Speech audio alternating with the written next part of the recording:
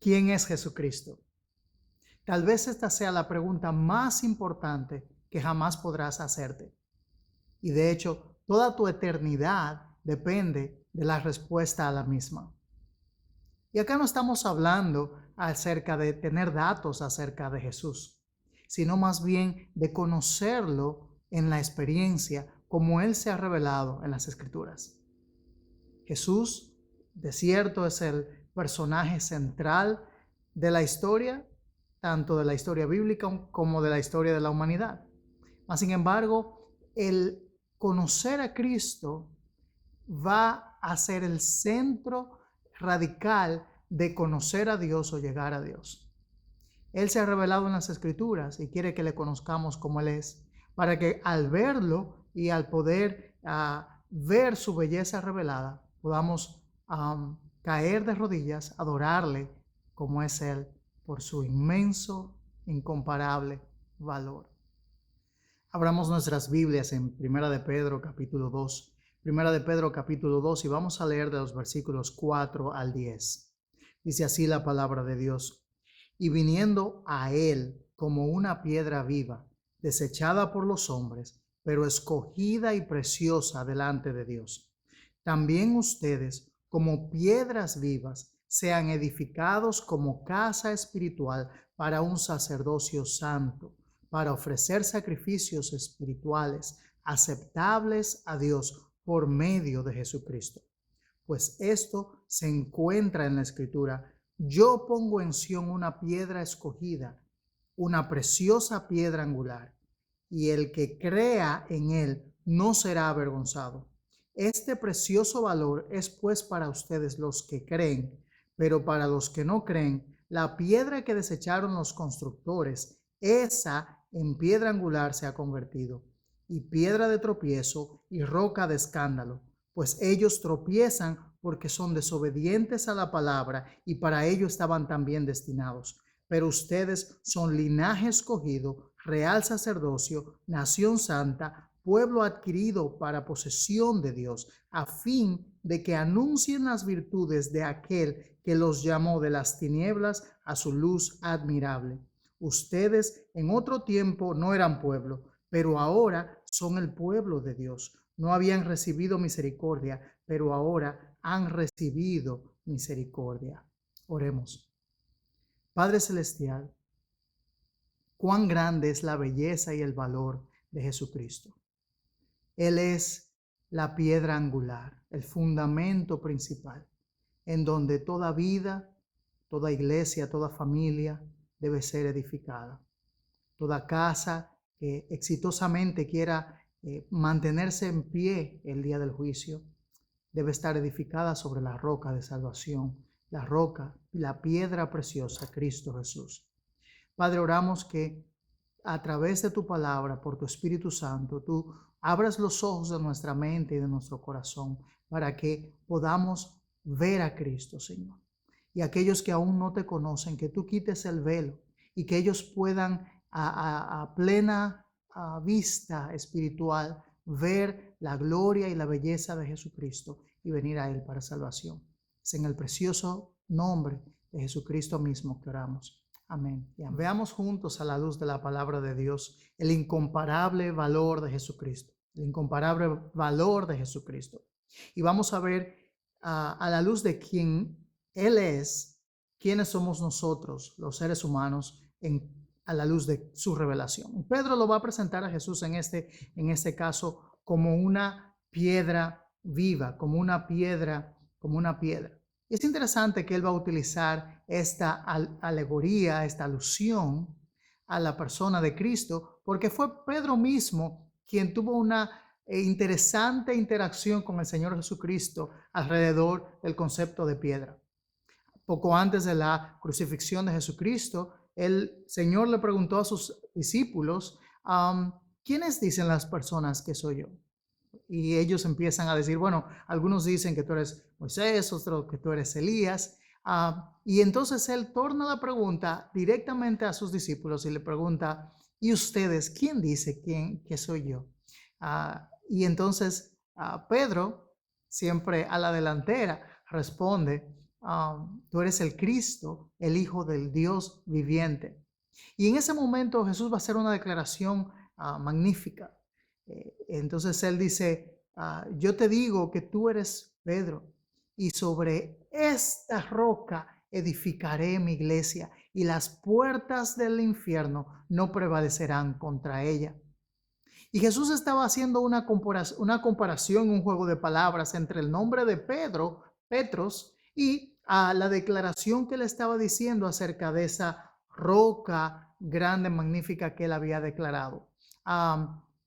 La palabra Pedro significa una piedra pequeña, y luego él entonces dice, bueno, tú eres Pedro, una piedra pequeña, mas sin embargo sobre esta peña, sobre esta gran roca, la declaración que acabas de decir que Jesucristo es el Hijo del Dios viviente, yo voy a edificar mi iglesia.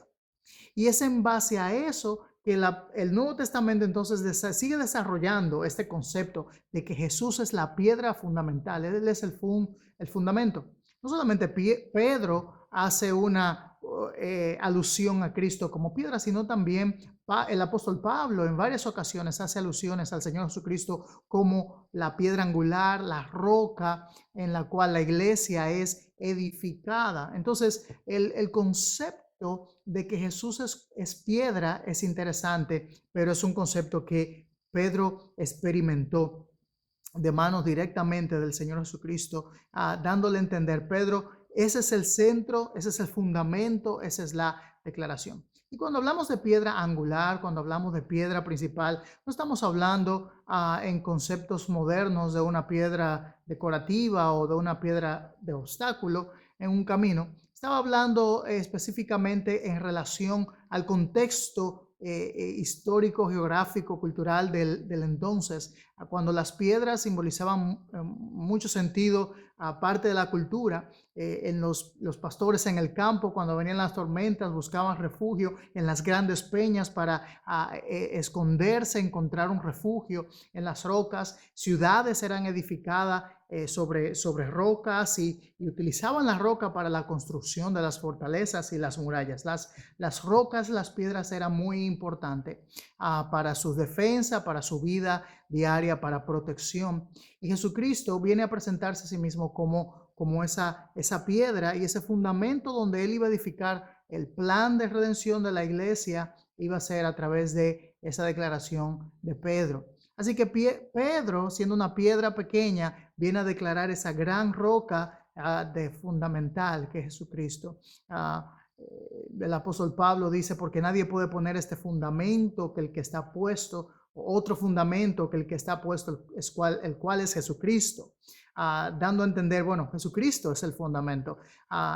El Nuevo Testamento nunca presenta dudas en cuanto a quién era el fundamento. Jesucristo es presentado como el fundamento. Y es sobre esa piedra de Jesucristo, ese fundamento, esa zapata, que la iglesia iba a ser edificada. Ahora, esa piedra iba a ser una piedra escogida. Dice Pedro que era una piedra escogida. Esa palabra escogida tiene que ver, después de analizarla, después de ver la evidencia, poder tomar la decisión de escoger. Estaba haciendo la referencia a los constructores. Ellos de manera cuidadosa escogían esa piedra que iba a ser el fundamento del edificio. Una mala elección de una piedra que no era de buena calidad o no tenía las dimensiones necesarias para hacer un buen fundamento, podría ser la catástrofe de la construcción. Pues por lo tanto ponían empeño en escoger esa piedra de manera cuidadosa. Por lo tanto, esa piedra escogida era una piedra escogida por Dios. Dios escoge a la persona de Cristo, siendo Dios de la eternidad pasada. El Dios el Padre diseña el plan, el Hijo responde a ese plan, yo voy a cumplirlo, yo voy a la tierra. Emmanuel, Dios con nosotros, es el nombre que se les dado al Mesías Jesucristo, presentado en el Antiguo Testamento y proclamado, revelado en el Nuevo Testamento. El Señor Jesucristo llega a la tierra en el tiempo preciso como el Mesías escogido de Dios. Él es aquel que iba a llevar a cabo de manera perfecta el plan de redención. Él es el Redentor. Por lo tanto, Él es la piedra escogida. Esa piedra no solamente iba a ser escogida por Dios como el diseñador de su plan de redención, sino que también iba a ser una piedra preciosa de un valor incalculable. Es interesante que cuando vemos al futuro, la ciudad de Dios que veremos en el Apocalipsis cuando Jesucristo vuelva, es una ciudad que está asentada sobre piedras preciosas. El valor del reino de los cielos, el valor del reino de Dios es incalculable. Y ese reino de los cielos está sentado sobre la roca de Cristo y su valor es incalculable. Además, la idea es que Cristo es la piedra perfecta sobre la cual se edifica la iglesia. Y la referencia de Pedro acá es una piedra tallada, perfectamente diseñada para convertirse en la piedra principal de la iglesia. Y no es una simplemente piedra, sino una piedra viva. Por supuesto, Jesucristo está vivo, no está muerto. Él resucitó al tercer día y Él ofrece vida a todo aquel que se acerca a Él. Es por eso que dice el versículo 4, y viniendo a Él, una piedra viva. Todo aquel que viene a Cristo en arrepentimiento y fe, tiene vida de esa fuente de vida, la piedra viva, el agua viva, el pan de vida, la luz del mundo, Jesucristo. Es por eso que el llamado es a venir a Él y ver el valor de esa y la centralidad de Cristo en su plan maravilloso. Pero también, por otro lado, esa misma piedra que es viva, escogida, preciosa, es la piedra angular y tallada y es tan valiosa, viene a ser para otros una piedra desechada, una piedra de tropiezo y una piedra de escándalo. Es interesante que una misma piedra, una misma persona, Jesucristo, puede ser para unos de tanto valor y para otros de un tropiezo y de una causa de juicio. Es por esto que conocer a Cristo, a Jesucristo de la Biblia, tenemos que conocerlo como Salvador, pero también como Señor. Él es el juez del universo. Él es aquel que un día vendrá en su gran trono blanco y juzgará a las naciones instaurará su reino, juzgará con vara de hierro, dicen los profetas. Jesucristo trae luz y salvación a los suyos, pero a aquellos que rechazan a esa piedra preciosa, esa piedra que para muchos es preciosa, para otros es rechazada. Y para esos entonces, dice Pedro, bueno, para ellos es una piedra desechada, es una piedra de tropiezo, una piedra que hace caer. Mientras para algunos se levantan sus vidas se levantan edificadas sobre esa roca, para otros es una piedra de tropiezo que le hace caer. Definitivamente, a toda persona que viene a Cristo tiene que enfrentarse con la realidad de una decisión. Por un lado, reconocer que Él es Señor, que Él es Rey y que Él es el Salvador, y que yo le debo mi vida como mi creador y por lo tanto debo caer postrado a adorarle. O tomo la decisión de ignorarlo y rechazar el valor y la posición y el rol de Él para la salvación. Por lo tanto, no hay puntos intermedios. A partir de Cristo y a partir de su obra en la cruz, toda la humanidad se divide en dos definitivamente. En aquellos que creen en Él y en aquellos que no creen en Él. Y es precisamente lo que entonces Pedro va a detallar y va a darnos el enfoque en estos dos tipos de personas. Así que en primer lugar vimos quién es Jesucristo. Él es la piedra viva, la piedra angular, aquel por medio del cual podemos obtener la salvación y la entrada a Dios. Y en segundo lugar entonces vamos a ver estos dos tipos de personas, segundo lugar y tercer lugar. En segundo lugar, en Él, ustedes, dice Pedro, los que creen en Él, estando en Él. Ahora, es interesante que ahora Él va a presentar a los que creen en Él, a los creyentes, como teniendo características similares a lo de su persona. En primer lugar, Él va a decir que esos que están en Él son edificados como piedras vivas, Jesucristo es una piedra viva. Luego los creyentes, aquellos que creen en Él, vienen a ser piedras vivas edificadas sobre esa roca, esa piedra viva de Cristo. Claro está, el que cree en mí, aunque esté muerto, vivirá, dijo el Señor Jesucristo. La vida de Cristo es transferida a favor del pecador, y luego que estábamos muertos en delitos y pecados, ahora venimos a tener una vida plena en Cristo, y entonces venimos a ser piedras ahora con vida, una vida real, una vida plena, la vida eterna en Cristo, y somos edificados en Él. Entonces, por un lado, Cristo es la piedra viva, y luego nosotros somos llamados a ser edificados como piedras vivas. Y luego vimos por un lado que Jesucristo es la piedra escogida para esa construcción. Y luego entonces hay tres características de aquellos que creen que vemos en este pasaje, que también encajan con relación a esa piedra escogida. Son llamados aquellos que creen casa espiritual, sacrificio espiritual y sacerdocio espiritual santo y real.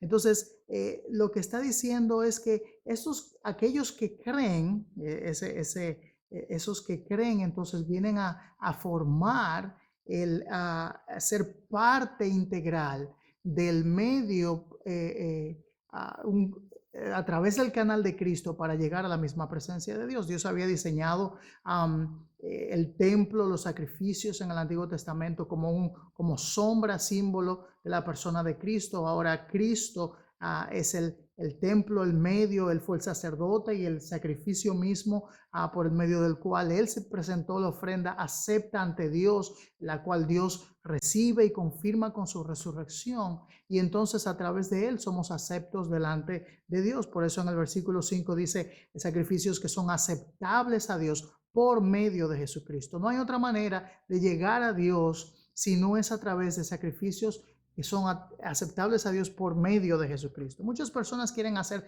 sacrificios religiosos, morales, éticos, pero no hay ningún sacrificio capaz de satisfacer la demanda de Dios que el Cristo mismo. Dios es un Dios santo y Dios es un Dios perfecto. Nuestros sacrificios que podemos hacer como humanos son sacrificios como imperfectos. Por lo tanto, no podemos nosotros mismos alcanzar esa perfección, agradar a un Dios perfecto de manera imperfecta.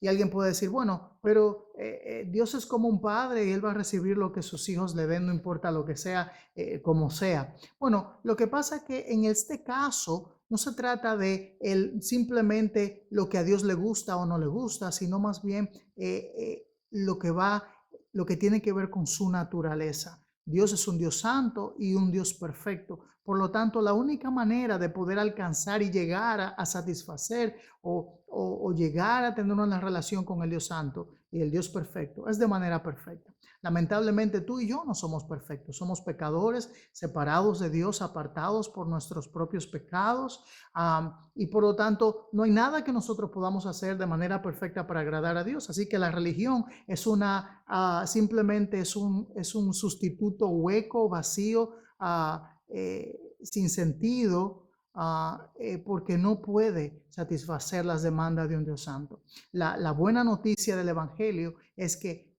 Cristo fue aceptable, Cristo fue acepto delante de Dios. Ahí en el bautismo, en Juan el Bautista, cuando recién comenzando el ministerio de Jesucristo, se oyó la voz del Padre del cielo, los cielos abiertos, y Dios dijo, este es mi Hijo amado, en quien me complazco, que mi alma tiene complacencia. Y es clave en el Evangelio, porque Cristo es el único que realmente pudo o jamás podrá agradar a Dios. Jesucristo es el único que ha podido agradar a Dios. Ningún ser humano podrá de ninguna manera por sus propios medios agradar a Dios, porque si pudiera, entonces en vano es el sacrificio de Cristo.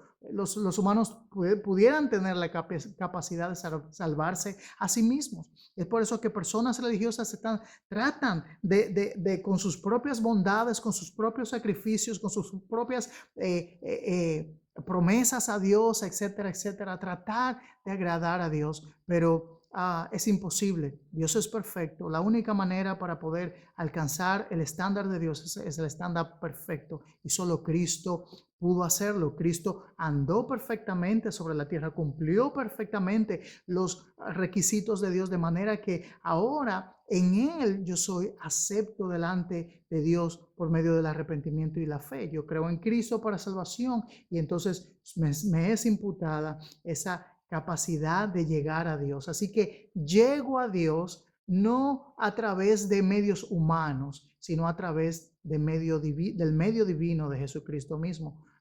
En ningún otro hay salvación.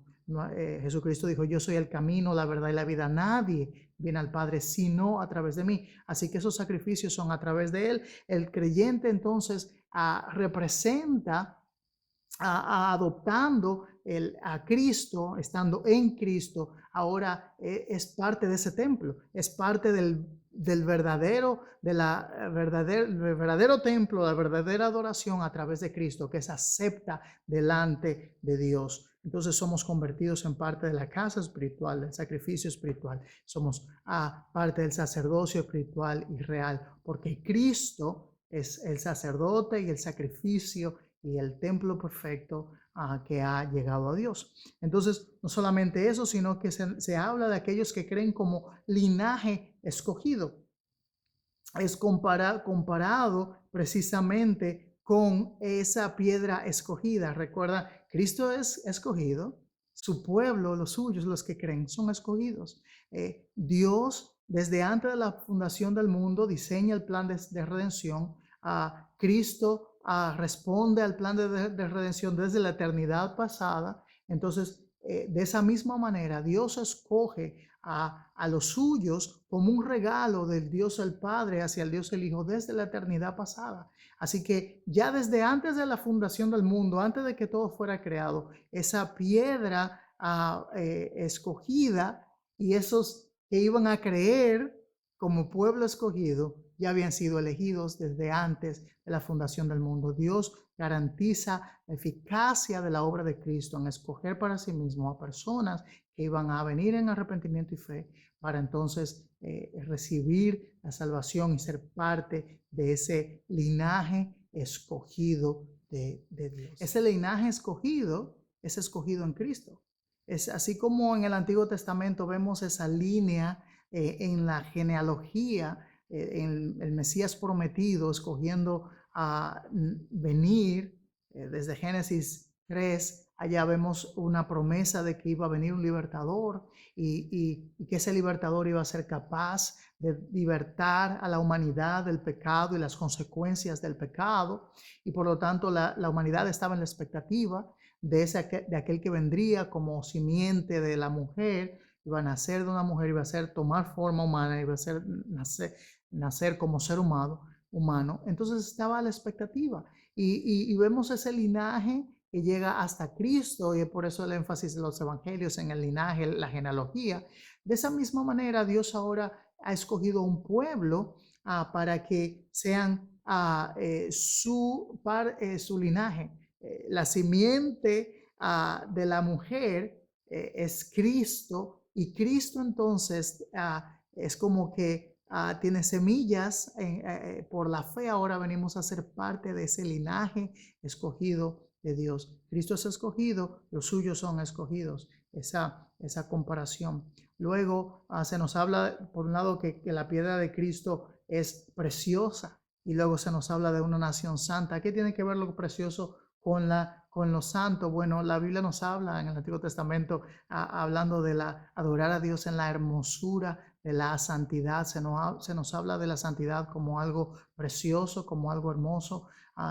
Dios a través de Cristo dice que Él se está formando un pueblo para sí puro, sin mancha, sin arrugas, sin contaminación. Por lo tanto, esa iglesia es conformada a la imagen de Cristo y esa belleza de Cristo en su perfección y su santidad es, digamos así, moldeada, cincelada en su pueblo para que nosotros podamos ese reflejo de la santidad de Cristo. El pueblo de Cristo es un pueblo santo. Es por lo tanto que es una dicotomía ser creyente o decir que somos hijos de Dios o que creemos en Cristo y vivir en el pecado.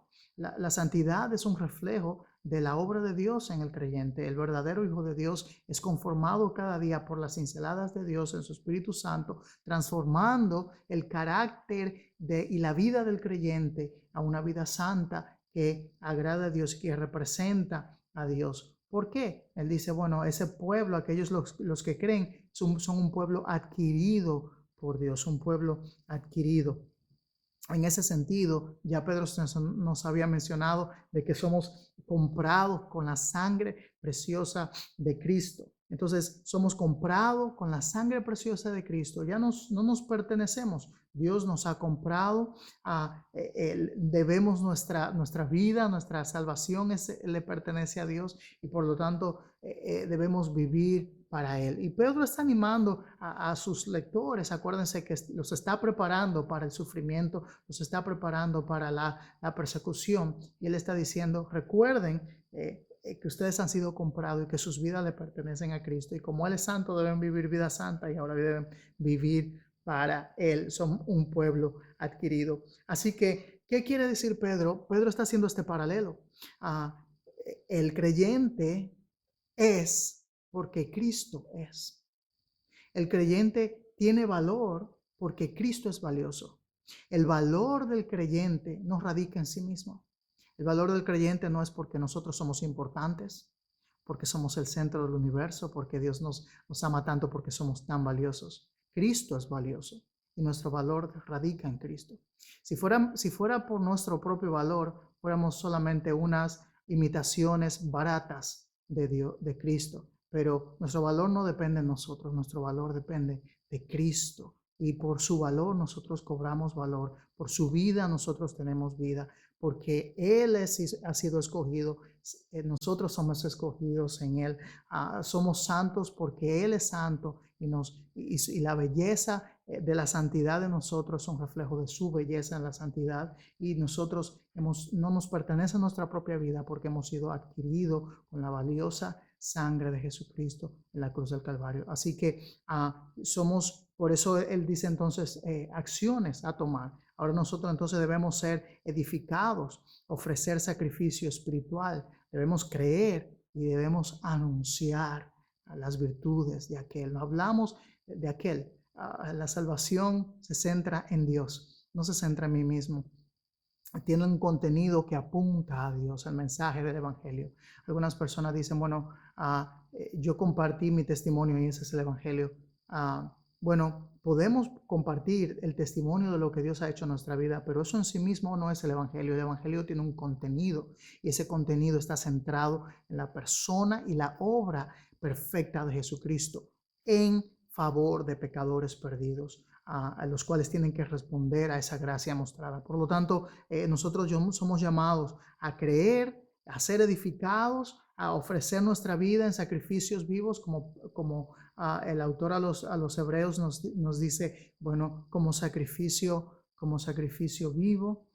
Romanos 12, Pablo nos habla también del sacrificio vivo. Luego entonces se nos llama a anunciar de ese evangelio que hemos escuchado y ese evangelio se centra en las virtudes de aquel, Todo apunta a Él porque Él es el centro de la salvación. Por lo tanto, nosotros somos porque Cristo es y somos llamados a vivir la vida a la altura de nuestro llamado. Somos llamados a vivir vidas santas y vidas que le agradan, vidas en servicio y en entrega total a Cristo. Qué triste sería que habiendo escuchado del Evangelio nosotros vivamos menos que vidas totalmente derramadas en libación al servicio de Cristo. Somos llamados, tenemos un alto llamado que debemos vivir a la altura de ese llamado. Solamente con la ayuda del Espíritu Santo en nuestras vidas, ayudándonos cada día a poder hacerlo.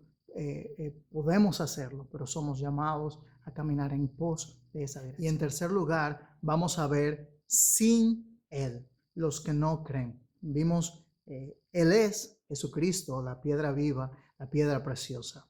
En segundo lugar, en Él, aquellos que creen en Él y cómo reflejan el carácter de aquel al cual los ha llamado.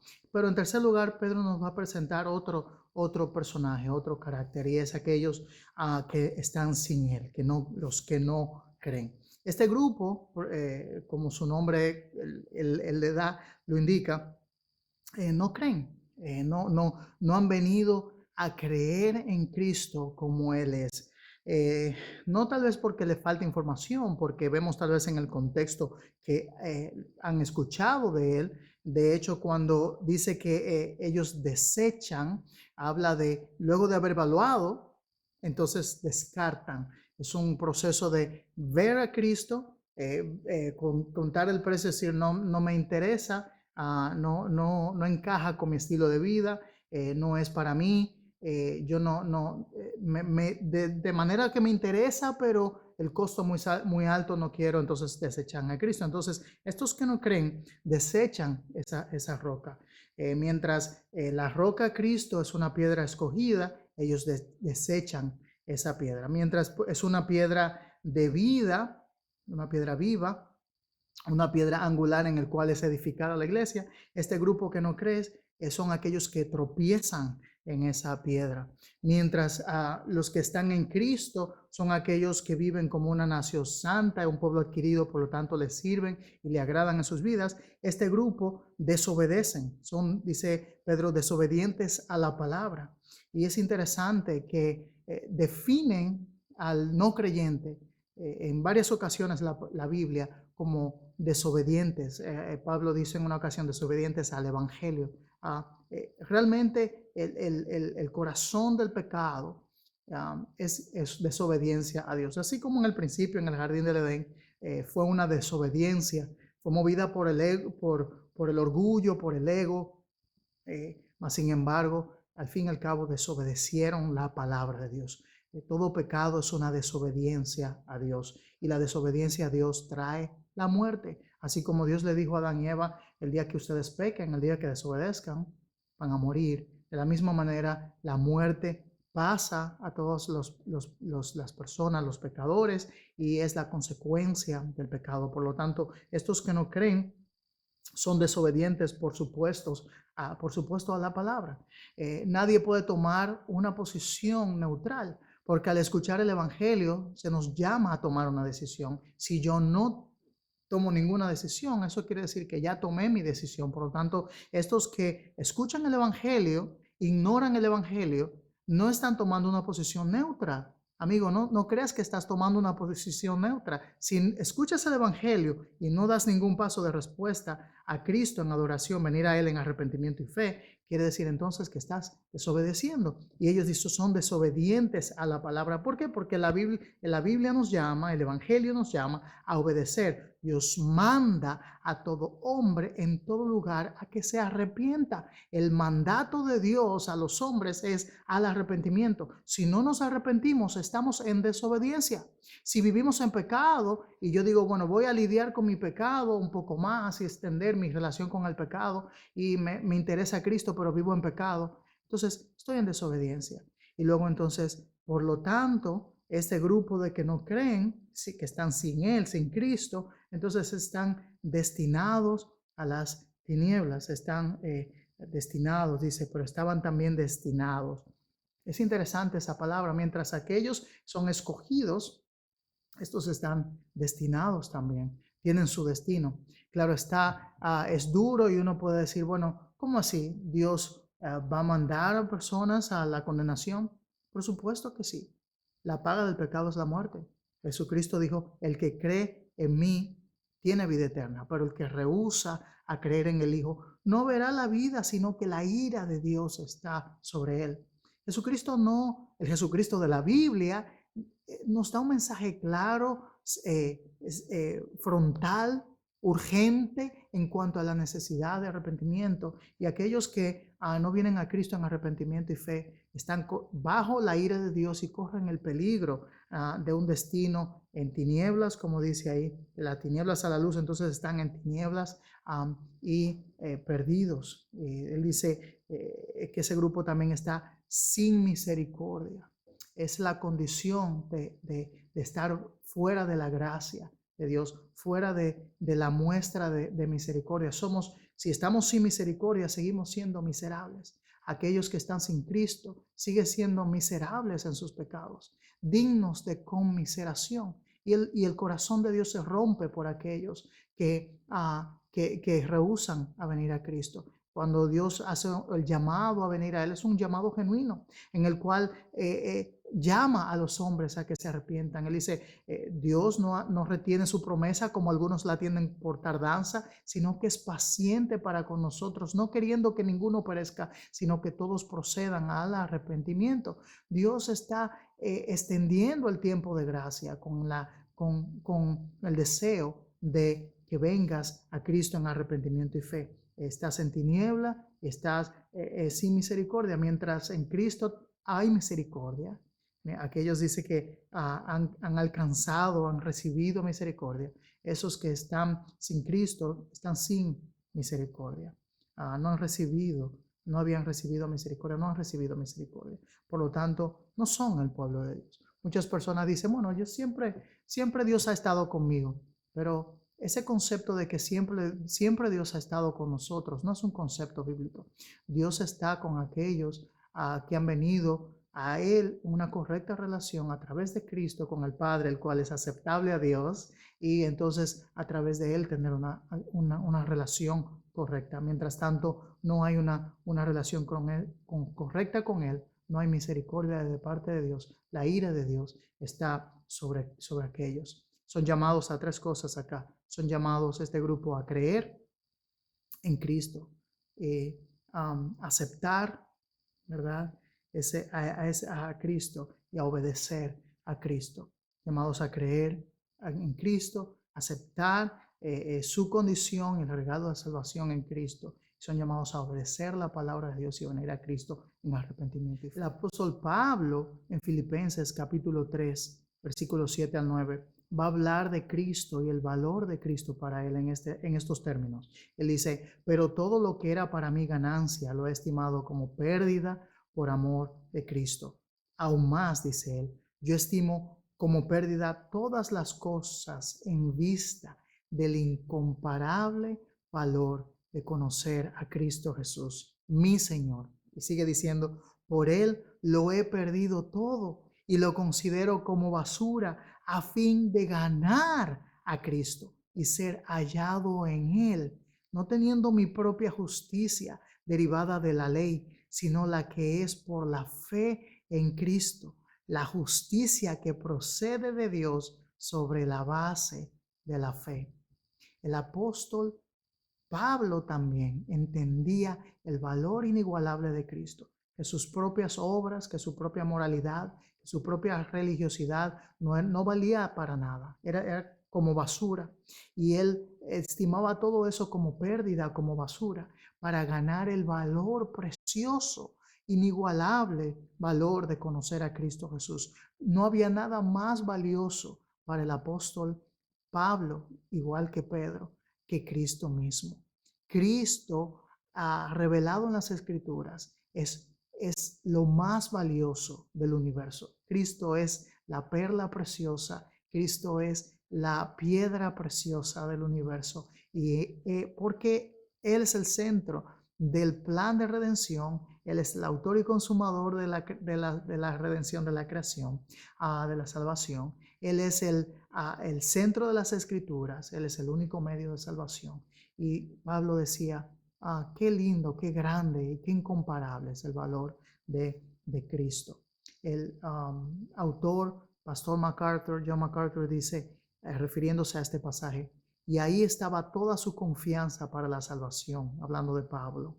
Él creía que él era salvo debido a su privilegio religioso y su mérito religioso. Y ahora, de pronto, él confronta a Cristo. El Espíritu de Dios le da entendimiento y él ve a Cristo por primera vez como el valor verdadero, la perla real, el tesoro. Y después él ve la pérdida que está en este lado, en esta columna, que una vez él identificó como utilidad, y él está dispuesto a meter todo en una bolsa, echarlo a la basura y tomar a Cristo, porque Cristo es de valor incomparable. Él hizo el intercambio correcto. ¿Qué dará el hombre a cambio de su alma? Pablo lo entregó todo Pablo vendió todo para comprar el tesoro, vendió todo para comprar la perla. Mi pregunta es, ¿cuánto valor tiene Cristo para tu vida? Te hablo a ti, hermano, hermana, en Cristo, que has venido a Cristo en arrepentimiento y fe. ¿Qué tanto valor? Si te consideras creyente, ¿qué tanto valor es Cristo para ti? Y si no has venido a Cristo en arrepentimiento y fe, Dios te llama a que puedas abrir tus ojos y ver cuán valioso y cuán hermoso es Cristo. Que puedas venir a conocerlo. El versículo dice, veniendo a conocerle a Él. Es el llamado de hoy. Ven a conocer a Cristo y conócele por su gran, inmenso, inigualable, eterno valor. Cae de rodillas, adórale, arrepiéntete por tus pecados y canta las glorias y alabanzas a Él por su gran valor, por su belleza, por su gran misericordia y gracia, por pecadores y merecedores como tú y yo. Que esa sea tu respuesta y mi respuesta. Padre, al abrir tu palabra, vemos el incomparable valor de Cristo, la belleza de Cristo, la centralidad de Cristo y el único camino, la única manera de salvación es Él. Señor, ayúdanos. Abre los ojos de nuestra mente, no solamente para reconocerlo como Salvador en el sentido de información, pero también, Señor, que nuestras vidas sean transformadas porque tú reveles la gloria y la belleza de Cristo al abrir nuestros ojos y ver realmente las cosas según tu vista, Señor. Ver el pecado tan sucio como tú lo ves, ver este mundo tan hueco y vano como tú lo ves, Señor, y ver a Cristo en la belleza y el valor como tú lo ves, como tú sabes, oh Dios, que nosotros podamos encontrar en Cristo nuestro supremo gozo, nuestra suprema meta y nuestro supremo tesoro, y que podamos venir a Él, vivir para Él, amarle a Él, Señor, y desearle a Él por siempre, Señor. Padre, es nuestra oración que si hay alguien escuchando hoy, que sea el día de la salvación donde pueda venir y orar, hablar con Cristo, hablar con Dios y decir, reconocer cuán pecador, reconocer cuán grande es el Salvador, cuán hermoso es Cristo, en arrepentimiento por sus pecados, recibir el perdón y la gracia que solamente viene de Él. Señor, que nosotros que hemos recibido esa gracia también nos gocemos hoy, alineemos nuestras vistas, nuestra visión con la tuya, Señor, vivamos para tu gloria. Al nombre de Jesús, hermoso y precioso nombre de Cristo oramos. Amén. Dios te bendiga.